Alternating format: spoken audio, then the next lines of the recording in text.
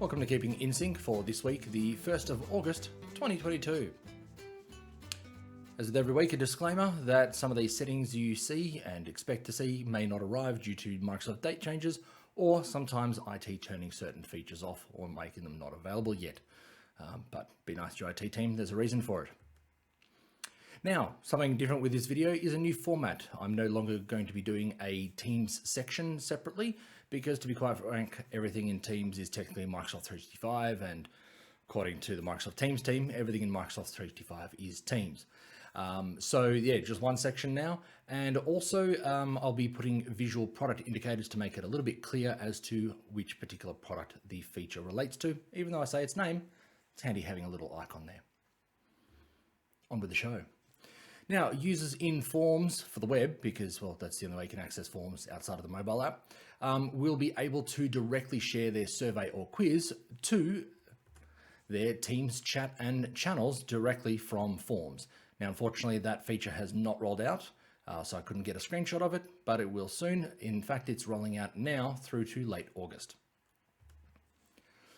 Now, with the inclusion of Translate feature in Office applications, Microsoft will soon be retiring the Translator add-in for Office, which has been available as a separate download.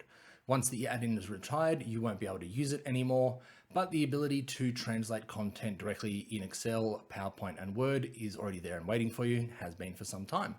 So the Translator will be put out to pasture in September, so if you're using that add-in currently, you may as well uninstall it now, as you can still do your translations.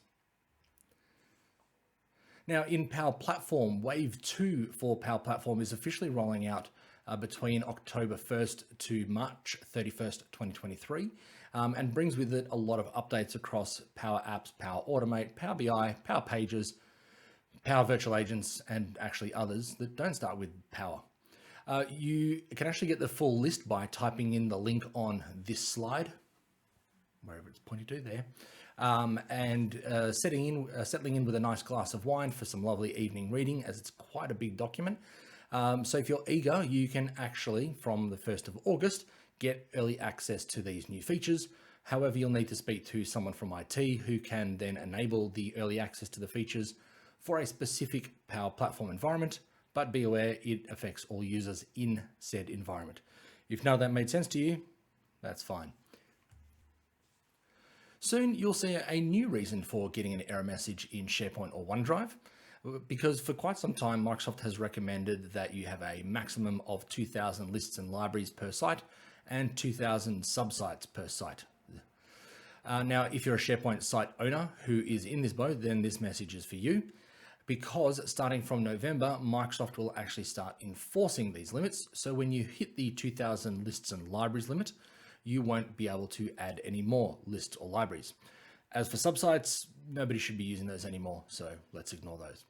Now, to be specific on the terminology of 2,000 lists and libraries, because a library is technically a list, it just looks a little bit different and works a little bit different because it's for a different purpose. The count of 2,000 actually applies to both of those combined. So it's not 2,000 lists and 2,000 libraries. It's 2,000 lists and libraries combined. So if you've got 1,999 document libraries and one list, you can't create any more lists or libraries after that.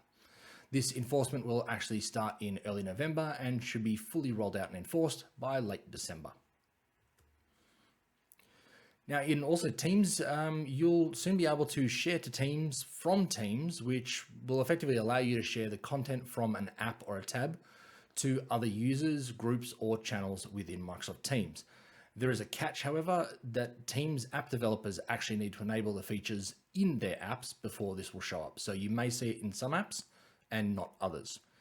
So if you're developing apps for Teams, this is for you and it's rolling out now to mid-August. But if you're a user, as I said, you will sometimes see the button, sometimes not. Now, Planner, To Do, and Tasks in Teams can get a bit confusing. Two of them are different, but can talk to each other, and one of them is just a mashup of two of them.